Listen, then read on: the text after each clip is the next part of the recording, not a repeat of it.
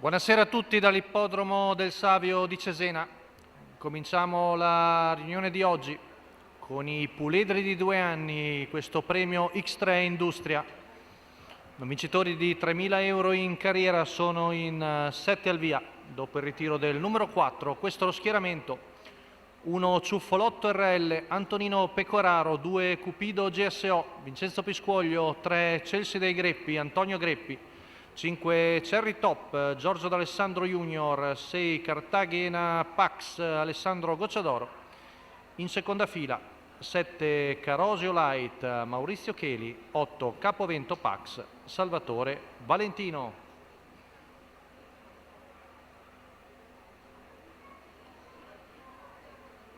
Andiamo un po' indietro, Carosio Light. L'errore di Ciuffolotto RL, anche quello di Cupido GSO, Chelsea dei Greppi che prende il comando. Numero 2 Cupido GSO squalificato. Poi Cartagena Pax davanti a Capovento Pax, entrambi allievi di Salvatore Valentino. Poi Carosio Light in quinta posizione. Intanto van via i primi 200 metri in 15,4. Quindi in vantaggio Antonio Greppi con questa femmina da Pascià dei Greppi. È rimasto praticamente un quintetto. Arriviamo al paletto dei 400 metri in 31,6. Sempre la seconda posizione per Cherry Top davanti a Cartagena Pax, poi Capovento Pax e Carosio Light. 600 in 48,3, 16,7 la frazione della curva, ha rallentato molto il ritmo Antonio Greppi. Tanto sempre secondo Cherry Top, ora avanza Cartagena Pax ma trova l'anticipo, quindi sventagliata a metà corsa. 15,3 intanto viene fuori il primo giro in 1,36. Tanto guadagna di dentro Capovento Pax, sempre Cherry Top in controllo su Cartagena.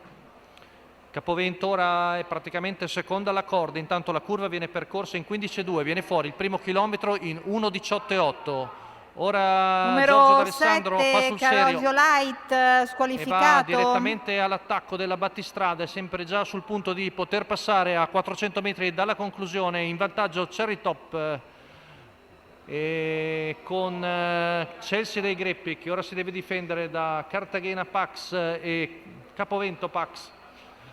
200 metri alla conclusione, 14,3, anzi 15,7 l'ultima curva, retta d'arrivo, in netto vantaggio il figlio di Gorfont, mentre Cartagena Pax finisce bene al secondo posto. La vittoria di Cherry Top, secondo per Cartagena Pax davanti al compagno di paddock Capovento Pax, al quinto Chelsea dei Greppi. 2,8. 1,17,1 la media al chilometro. Al terzo tentativo coglie la sua prima vittoria in carriera questo Cherry Top da Igor Fonte, resi a jet. Il training è quello di Giovanni D'Alessandro, lavoro dietro le quinte di Giustino Cioce per il signor Pasquale Brisciano. La quota al totalizzatore di 3,00.